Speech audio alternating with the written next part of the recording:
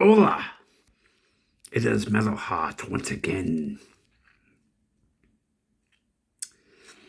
Um, I'm just, I'm laughing at some of what I'm watching online. So this is about comedy. There's different styles of humor. There's like 7 or 8. I saw a video that perfectly described it. I don't know. I forgot who put it out. I'm still paying attention to some of the comments that in a live chat. Okay, so my dad, he had no filter, and there's a certain politician that reminds me of him. Anyway, uh, there's different kinds of uh, humor, and it was, I think it was my oldest brother that said, "If you don't have a sense of humor, you're not going to survive in this world," and he was right. So I grew up listening to uh, George Carlin, Pryor, and then later, like around 88, I think it was, Sam Kinison.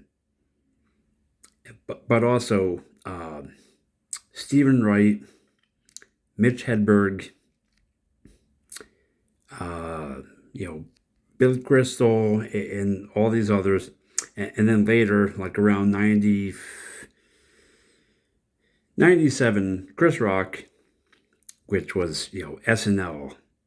The last great cast was, him and Farley and Myers and Hartman, and of course Norm Macdonald.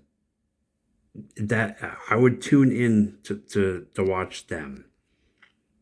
And my favorite skit on that was Sprockets with Myers, totally ripping on European culture, which I think was hilarious. Touch my monkey, pet him, touch him, love my monkey.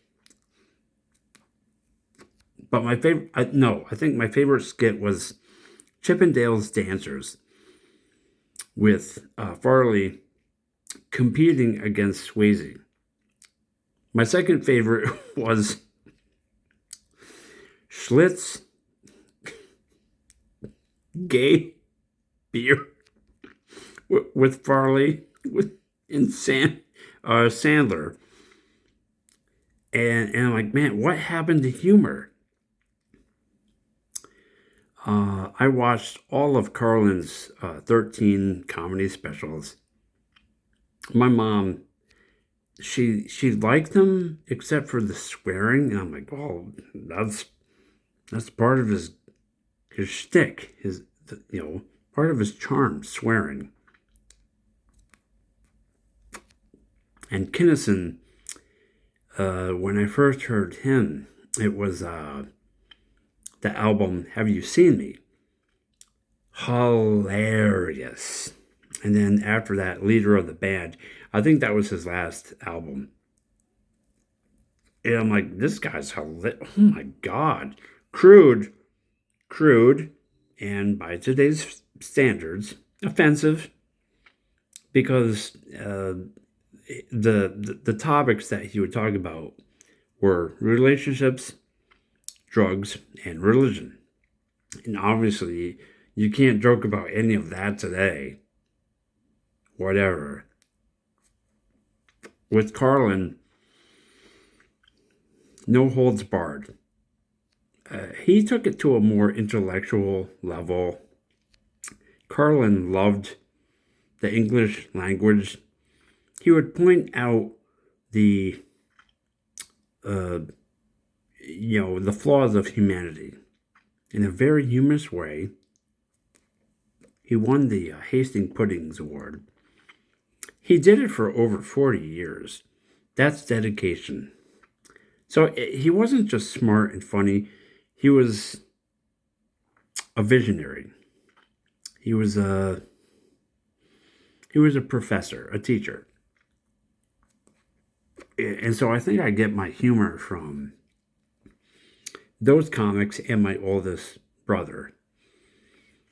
And, I try not to take anything seriously, including myself.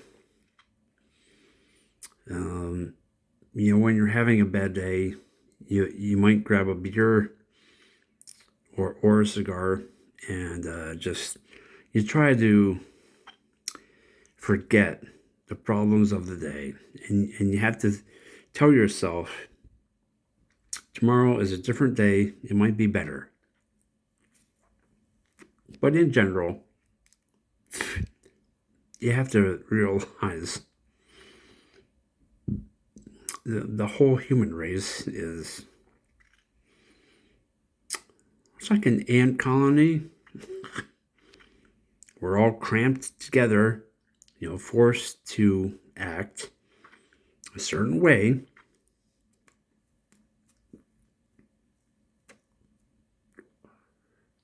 And who are you to say that things should be different?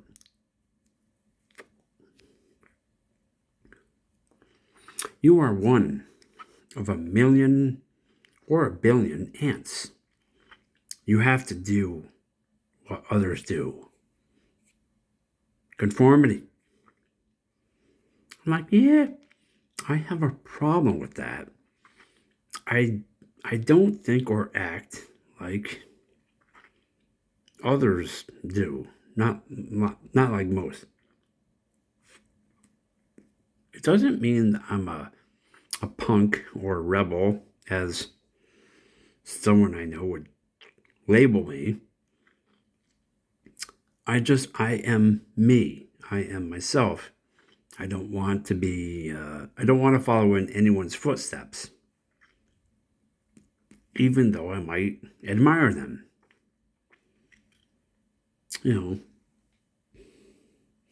Shit, hold on.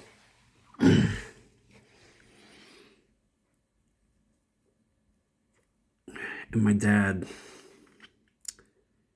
always saw the humor in, everyday life.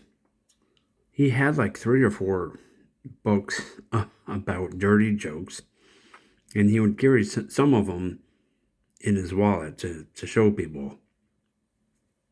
And again, he had no filter. So he would tell these jokes to anyone that wanted to listen and those that didn't want to listen. And so he was himself, and people loved him for it. He tried to make others laugh. And then I realized, he had been through World War II, possibly the worst time in American history. And he saw humor in life because he already saw hell. He knew what life was all about.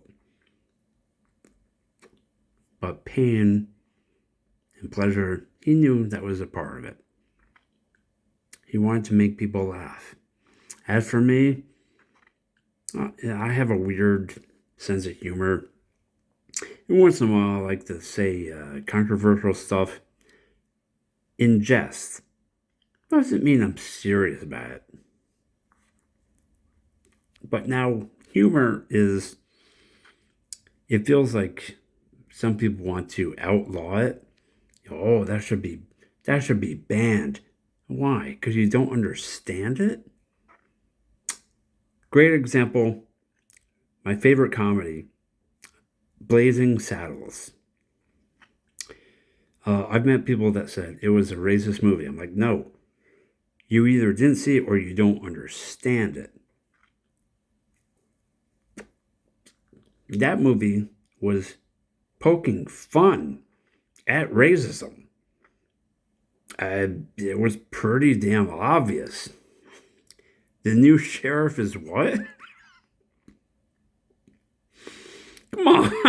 Come on. I think it's one of like 2 movies that ever openly said that word. It's like, yeah, but comedy exposes the truth about the world in a way that is palatable. And I forgot the quote, I forgot who said it, but comedy exposes the truth and politicians try to hide it. I'm like, yeah, that's so damn accurate. Uh, all the flaws that we have. How can you not make fun of that?